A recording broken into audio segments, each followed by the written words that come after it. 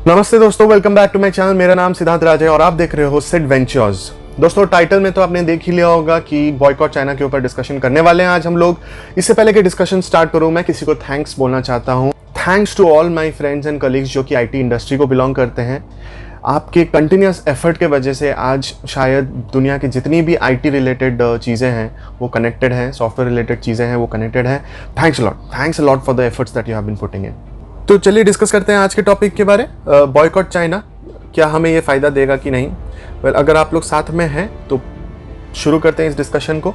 शुरू करना चाहूँगा मैं ये सिंपल टॉपिक से, इंडियन मेंटालिटी या परचेजिंग इंटेंशन हमारी क्या होती है। अगर मान करके चलिए मेरा घर है, मैं घर को सजाना चाहता हूँ, दिवाली आ रही है, तो मैं एक पास की दुकान में जाऊँगा, राइस लाइट्स के बारे में पूछूंगा। राइस लाइट्स मुझे 10 तरह की ऑफर की जाएंगी, उसमें से मैं बेस्ट फीचर वाली प्रोडक्ट चूज़ करूँगा बट सस्ते प्राइस में। ये आप लोग भी मानते हो। तो अगर मेरे वॉलेट में 100 रुपये हैं और एक चाइनीज़ प्रोडक्ट मुझे मिल जा रही है 20 रुपये में, तो मैं 5 लेके आ सकता हूँ, बट इंडियन प्रोडक्ट एक ही मिलेगी मुझे 100 रुपये में। सिंपल सा फंडा है। तो ये क्यों हो रहा है, इसकी भी एक रीज़न है। इसकी रीज़न यही है क्योंकि जो रॉ मटेरियल्स बनाने में लगते हैं वो काफ़ी कॉस्टली है इंडिया में, जो कि बाहर से इम्पोर्ट होके आते हैं। तो इसीलिए cost of the final product increases. ठीक है, इससे पता चल गया हमें कि हमारी इंडियन मेंटालिटी क्या है। बट ये इंडियन मेंटालिटी हम रेस्ट्रिक्ट कर रहे हैं mostly to the middle class section, जो कि अफोर्ड कर पा रहे हैं, क्योंकि पुअर फैमिली जो है वो तो लेने जाएंगे ही नहीं ऑन द फर्स्ट प्लेस। तो हमारी जो मिडिल क्लास है वो लेने जा रही है, बट ये इंटेंशन के साथ जा रही है। अब आते हैं एक नए कॉन्सेप्ट पे, जो कि है 5 ईयर प्लान। ठीक है, ये हर 5 साल में बनती है और अगर आप देख रहे हो 2025 में इसमें लिखा हुआ है कि ये जो मिडिल क्लास और अपर मिडिल क्लास वाली स्लैब है वो थोड़ी सी वाइडर और ज़्यादा हो रही है। इसका मतलब पहले 10 लोग जाते थे वो इंटेंशन लेके, अभी 50 लोग जाएंगे वैसे इंटेंशन लेके। ठीक है, तो बाय 2025 इंडिया की मार्केट है वो रेडी नहीं रही तो बड़ी प्रॉब्लम होने वाली है। अगर चाइनीज़ प्रोडक्ट को हम लोग कैरी फॉरवर्ड करना चाहते हैं तो ठीक है, कोई प्रॉब्लम नहीं है, वो तो हम लोग ऑफर कर ही रहे हैं। बट अगर हमें उसको रिप्लेस करना है तो भी एक प्रॉब्लम है। अगर हम लोग रिप्लेस करते हैं इंडियन प्रोडक्ट्स के साथ तभी जाके कोई फायदा है। अगर हम लोग रिप्लेस करते हैं कोई और प्रोडक्ट्स के साथ, सिर्फ बॉयकॉट कर रहे हैं चाइनीज़ प्रोडक्ट को, तो कोई फायदा नहीं है। बिकॉज हम लोग क्या अल्टीमेटली क्या होंगे, अपनी पूरी नेशन डिपेंडेंट हो जाएगी किसी और नेशन के ऊपर और बहुत ज़्यादा तरीके से हो जाएगी, जिसके वजह से हमें एक्सप्लॉइट शायद किया जा सकता है। तो इसीलिए सेल्फ रिलायबल होना पड़ेगा। आज हम डिस्कस करेंगे 3 कंपनी के बारे जो कि इंडियन इकोनॉमी को बहुत ही अच्छे लेवल पे ले जा सकती थी, बट अनफॉर्चुनेटली बीच में कुछ प्रॉब्लम्स हो गई। पहला कंपनी है Micromax India. Micromax India in 2014-15 was one of the top most smartphone selling company in India और बहुत ही रिकॉर्ड्स तोड़े हैं। उस हर घर में माइक्रोमैक्स के फ़ोन्स थे तब, इवन मेरे घर पे भी था। अनफॉर्चुनेटली क्या हुआ, Xiaomi बोल की जो कंपनी है वो आ गई और उसने कुछ ऑफर किया। क्या ऑफर किया? सेम फीचर्स ही ऑफर किए बट कम प्राइस में। तो इंडियन मेंटालिटी को उसने हिट किया, तो उसने रिप्लेसमेंट थ्योरी अप्लाई की, जो कि हमें भी करना है सेल्फ रिलायबल होने के लिए। दूसरी कंपनी फ्लिपकार्ट। अब तो बोल रहे होगे कि इंडियन कंपनी है, बट बहुत जन को लगता होगा कि ये इंडियन कंपनी है, लेकिन अब है नहीं, पहले थी। And we were really proud of it, क्योंकि $1 बिलियन कंपनी इंडिया की यही थी और बहुत ही अच्छा लगता था ये जान के। पर अब क्या हुआ, 2017-18 के टाइम पे एसेट्स और लाइबिलिटीज़ की एक कॉन्सेप्ट होती है, बहुत अच्छी कॉन्सेप्ट है। एसेट्स वो चीज़ होती है जो कि आपको पैसा बना करके दे, सिंपल भाषा में बोल रहा हूँ, ज़्यादा कॉम्प्लिकेट नहीं कर रहा हूँ। और लाइबिलिटीज़ वो है जो आपकी तो होती है, लेकिन उस पर आपको बहुत ज़्यादा पैसा और इन्वेस्ट करना पड़ता है ताकि वो सस्टेन कर सके। तो इसीलिए जब एसेट्स और लाइबिलिटीज़ के रेशियो इधर उधर हो जाते हैं, जैसे लाइबिलिटीज़ ज़्यादा हो गए, एसेट्स कम हो गए, तब प्रॉब्लम हो जाती है कंपनी को। तब होता है क्या कि उन्हें फंड्स चाहिए कंपनी को रन करने के लिए, अपने एसेट्स को बढ़ा के लाइबिलिटीज़ को कम करने के लिए। तब आती हैं ऐसी एंजल इन्वेस्टर्स बोल सकते हो या कुछ एक कॉन्सेप्ट बोल सकते हो इसको। बट ये कंपनियां आई तो 2 कंपनी थी सीन में, एक है अमेजॉन जो कि यूएस कंपनी है और एक है वॉलमार्ट जो कि यूएस कंपनी है। तो दोनों यूएस कंपनी थी, इंडियन कंपनीज नहीं है। तो वो लोग ने फाइट किया कि इसको टेक ओवर कौन करेगा और वॉलमार्ट ने कॉम्पिटिशन जीत लिया विद 77% ऑफ शेयर्स। ठीक है, तो अभी फ्लिपकार्ट इंडिया की कंपनी नहीं रही।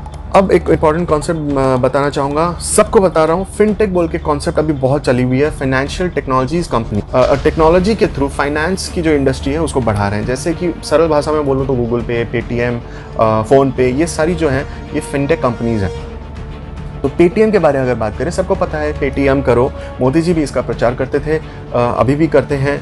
पेटीएम इंडियन कंपनी है, मैं अभी मना नहीं करूंगा, लेकिन क्या आपको पता है कि पेटीएम के मैक्सिमम शेयर होल्डर्स कौन है? अलीबाबा ग्रुप्स ऑफ कंपनीज, वो एक चाइनीज़ कंपनी है। ठीक है, और बस 51% चाहिए 51% में कंपनी की ओनरशिप चली जाती है पूरी एक दूसरी कंपनी को। तो अगर अलीबाबा के पास 42% शेयर्स हैं तो और कुछ शेयर्स अगर आ गए उसके पास तो वो कंपनी की मालिक बन जाएगी। तो ऐसे ही हम लोग और एक कंपनी लूज़ कर जाएंगे अपने हाथ। अब एक इंपॉर्टेंट कॉन्सेप्ट के बारे में बताऊंगा, बॉयकॉट। बॉयकॉट का जो कॉन्सेप्ट है, हमें इससे लगता है कि हम डरा देंगे चाइना को या किसी और को भी, बट ऐसा है नहीं। Synopsis of boycott in China, ये अगर एक बुक है जो 1932 में लिखी गई थी। 1918 से चली आ रही है बॉयकॉट की कॉन्सेप्ट इन चाइना। चाइना के हर एक लोगों में अपने सेल्फ रिलायंट होने का जज्बा भरा हुआ है, जिस वजह से वो सारी दूसरी प्रोडक्ट्स को 1918 के टाइम से बॉयकॉट करते हैं। तो हम अगर बोलेंगे कि हम तुम्हारे प्रोडक्ट्स को बॉयकॉट कर रहे हैं, तो क्या आपको नहीं लगता कि वो ऑलरेडी प्रिपेयर्ड है इस चीज़ से? क्या आपको ये नहीं लगता कि इससे उनको कोई फ़र्क नहीं पड़ता है? सर आपको मैं कुछ फ़ोटोज़ दिखाने वाला हूँ। जैसे मैं रिसेंटली गया HP सर्विस सेंटर में चेंज करने के लिए, लेनोवो सर्विस सेंटर में ये जो कीपैड है चेंज करने के लिए। तो अगर आप देख रहे हो इसमें लिखा हुआ है मेड इन चाइना। तो कल को मेरा फ्रेंड है या कोई आप में से कोई भी एक जाता है एक लैपटॉप खरीदने के लिए या फ़ोन खरीदने के लिए, उसके भीतर कितने प्रोडक्ट्स चाइना के होंगे आपको भी पता नहीं होगा। तो क्या आप वैसे बॉयकॉट कर सकते हो? नहीं, आप रिप्लेस कर सकते हो। आप रिप्लेस करके ये बता सकते हो कि भाई ये चीज़ हमारी इंडिया की प्रिपेयर्ड है और हम सेम कॉस्ट पे इंडियन प्रोडक्ट्स को मार्केट में भेज सकते हैं, एक्सपोर्ट कर सकते हैं। मैं यही बात बोलना चाहूँगा कि जिसके खुद के घर कांच के हो वो किसी और के घर पत्थर नहीं मारते। तो हमें अपने खुद के इकोनॉमी को इतना अच्छा बनाना है कि ताकि हमें किसी और की इकोनॉमी डाउन करने की बात ही नहीं करनी चाहिए। तो हमारे इकोनॉमी को बढ़ाएं और उसी के तरफ हमें राह चलनी है और कुछ नहीं। कोविड-19 के टाइम पे इंडिया ने इतनी अच्छी काम की है, जहाँ पे सारे नेशंस कट ऑफ कर दिए कि हमारे पास ये सप्लाई नहीं है, हम ये सपोर्ट नहीं करेंगे।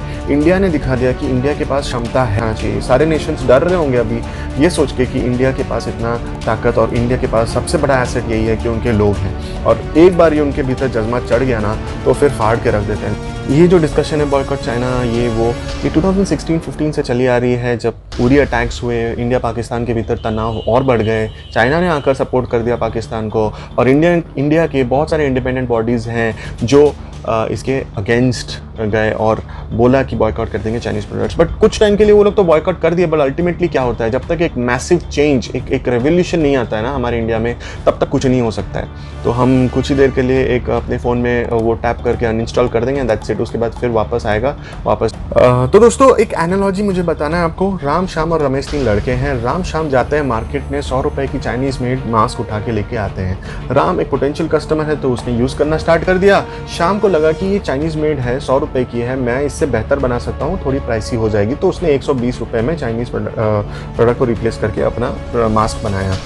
अब ये मार्केट में बहुत जन ने खरीदा, कोई प्रॉब्लम नहीं है, खरीदा, लेकिन सबको अवेलेबल नहीं हो क्योंकि सबके पास इतने पैसे नहीं हैं। अब शाम जो लड़का है वो और ज़्यादा स्किल्ड है, उसको लगा कि मैं और थोड़ा सा इनोवेशन डाल के इसको और सस्ते प्राइस में बना सकता हूँ और मुझे रॉ मटेरियल्स भी बहुत कम पड़ेंगे। तो इसलिए उसने 70 रुपये की बना दी। अब ये टच कर गई वो सारे लोगों को जिनके पास इतने पैसे नहीं थे अफोर्ड करने के लिए वो सारे मास्क। तो अभी हमारे पास क्या हो गया, राम फिर से मार्केट में जाता है, वो देखता है कि मैं 100 रुपये की चाइनीज़ प्रोडक्ट खरीद क्यों लूँ मुझे, जबकि 2 इंडियन प्रोडक्ट अवेलेबल है मार्केट में। तो उसने क्या किया कि रमेश वाला प्रोडक्ट उठा के लेकर गया। तो अभी हमारे पास 3 टाइप के प्रोडक्ट हो गए मार्केट में और चाइनीज़ प्रोडक्ट को हम लोग ने कम्प्लीटली रिप्लेस कर दिया। तो क्यों ना अगर हमारे पास ऐसी लिस्ट हो, तो इंडिया में जितनी भी products, commodities, goods, services, softwares जितनी भी हैं जो भी मैन्युफैक्चर्ड नहीं हुई हैं इंडिया में, वो सारे के लिस्ट हम बनाएं और वो सारे लिस्ट अवेलेबल रखें लोगों को, ताकि वो खुद देख सके और वो खुद जान सके कि इस चीज़ में कौन से सबसे बेस्ट चीज़ वो अपना सकते हैं, खुद बना सकते हैं और लोगों के लिए लोगों को शेयर कर सकते हैं मार्केट में। तो ये एक एम्प्लॉयमेंट फॉर्मेट भी हो जाएगी और ये एक अपॉर्चुनिटी रहेगी और इकोनॉमी को बूम करने के लिए सबसे बेस्ट होगा। तो ये एक माध्यम मैंने चूज़ किया कि सारे लोग अगर कंट्रीब्यूट करें और सारे लोगों को पता है इसके बारे कि ऐसी एक लिस्ट है, तो सबको ही यहाँ पे देख सकते हैं, खुद के अपने पावर यूज़ करके अपील कर सकते हैं, सब कुछ कर सकते हैं। तो इसलिए मैंने ये Indian national products reconciliation list बनाने की एक सोच रखी है, जिसमें आप सबको कंट्रीब्यूट करना है। बस आपको इतना ही करना है कि जब भी आप ऐसा कुछ देखो जो कि मेड इन चाइना है लेकिन इंडिया में सेल हुई है, तो आप उसका फ़ोटो उठाओ और अपलोड कर दो इस फॉर्म में। अब जैसे आप अपलोड करते हो वो हमारी डेटाबेस पे चले जाए, तो हमारे पास एक क्लियर पिक्चर, जिसको हम लोग बोलते हैं, एक प्रॉपर मार्गदर्शन मिल जाएगा हमें कि हमें क्या करना है बेसिकली। और इससे क्या होगा, हमें हमारे मन से ये जो चिंता है कि हम लोग बॉयकॉट करने वाले चाइना को, वो हट जाएगी। रादर हमें फोकस करना पड़ेगा और फोकस हम लोग करेंगे कि अपनी इंडिया को इकोनॉमी बूस्ट कर। हर नुक्कड़ में लोग ऐसे निकल जाएंगे जो कि कुछ ना कुछ इनोवेट करके मार्केट में निकाल रहे हैं कुछ चीज़ें, और हर जगह ये फैल जाएगी। तो मेक इन इंडिया के बारे में बता देता हूँ। मेक इन इंडिया 1.0 जब आई थी तब स्टार्टअप्स को रियली फोकस किया जाता था, तो चली बहुत अच्छी चीज़ चली। बट अभी मेक इन इंडिया 2.0 के जो वर्जन है वो रॉ मटेरियल्स के ऊपर फोकस करें, क्योंकि मैंने आपको ऑलरेडी बता दिया कि रॉ मटेरियल्स काफ़ी प्रोडक्ट कॉस्टली होती है, जिसकी वजह से तो final products are actually costly. तो ये सब चीज़ को अमेलगमेट अगर यही करे तो अल्टीमेटली यही आ जाती है कि सेल्फ रिलायंट बनना पड़ेगा हमें, एक इंडिपेंडेंट बनना पड़ेगा, और एक दूसरे के साथ हाथ जोड़ के हमें ये स्टेप लेना पड़ेगा, और थोड़ा सा और फुर्तीला बनना पड़ेगा ये सब चीज़ों के लिए। तो इसी के साथ मैं आपसे अलविदा कहना चाहूँगा अपने नेक्स्ट वीडियो तक। तो आपको ये कंटेंट अगर पसंद आया, ये आइडिएशन पसंद आया, ये नॉलेज पसंद आया, तो प्लीज़ इसको लाइक करें और शेयर तो करें ही करें, बिकॉज मैं ये अपने लिए नहीं बोल रहा हूँ, ये शेयर करें ताकि ये लिस्ट जो है ये हर जगह फैल जाए और सबको इसके ऊपर कंट्रीब्यूट करें, और ताकि ये चीज़ को हम लोग आगे लेकर के जाएं किसी तरह भी। मैं नहीं बोल रहा हूँ कि मैं खुद लेके जाऊँगा, ये कौन लेके जाएगा, बट कोशिश तो यही रहेगी कि ये हायर ऑफिशियल्स या मिनिस्ट्री तक पहुँचे।